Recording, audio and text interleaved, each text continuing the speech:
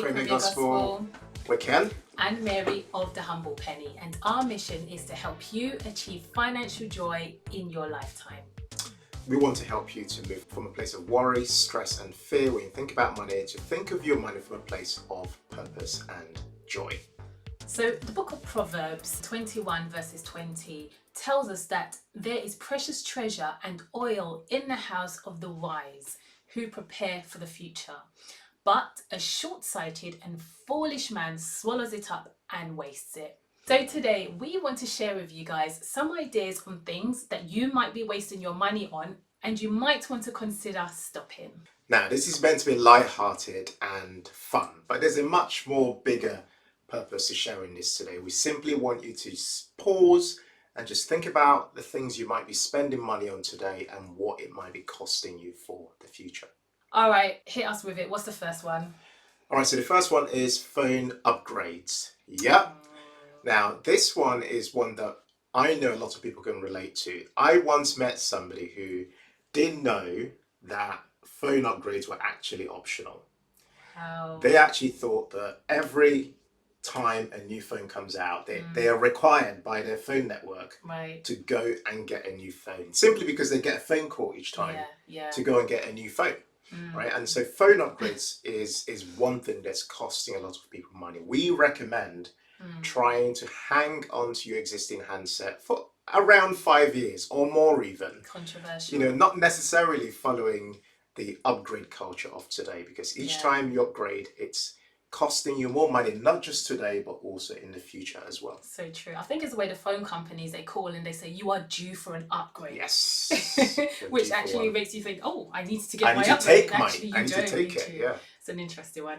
Okay, so the second one is excess TV subscriptions. Now, there are plenty of people at this moment in time who are paying for Sky, Netflix, and Amazon Prime. At the same time. All at the same time. And the worst part is you might be paying for these things and you don't even have time to watch them. Think about how much you could actually be saving if you let go of at least 2 of these services that might not be serving you. For example, £30 in savings works out to be £360 in a year. That's money that you could have used to invest instead. All right, so our third one is a second-hand car. Okay, so apparently, according to research, around 35% of UK households have 2 or more cars per household. Okay, so that's 2 more lots of insurance, 2 more lots of maintenance, 2 more lots of tax, and everything else, and 2 more lots of petrol and diesel. That's obviously rising in costs at the moment. So there's 2 more lots of everything at the same time. Now, I get it. Like, for some people, a second car is a necessity, an absolute necessity. But there are definitely people out there who a second car is more for convenience, right? It's just nice for him to have one and her to have one, or you know, for their kids to have one as well. Yeah, I mean, getting rid of that additional car can definitely help towards, you know, saving a lot more money. A lot more. So guys, we just want to leave you with this thought. Did you know that if you invested £10 per day for 40 years, assuming an annual return of 8%, you would end up with over £1 million? Wow. So I hope that will give you some food for thought for those of you who we might have rustled your feathers a bit by making those suggestions of things to cut. Yep.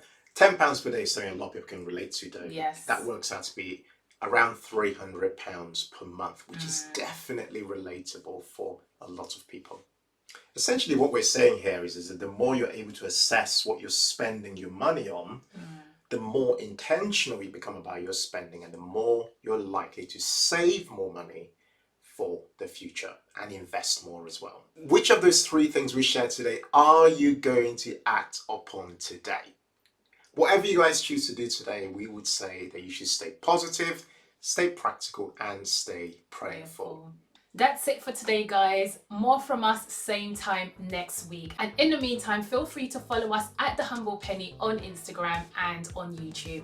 And if you're a reader, also follow us over at our blog at thehumblepenny.com. As always, in all things, be thankful and seek joy. Take care, guys. Happy Tuesday. Happy Tuesday.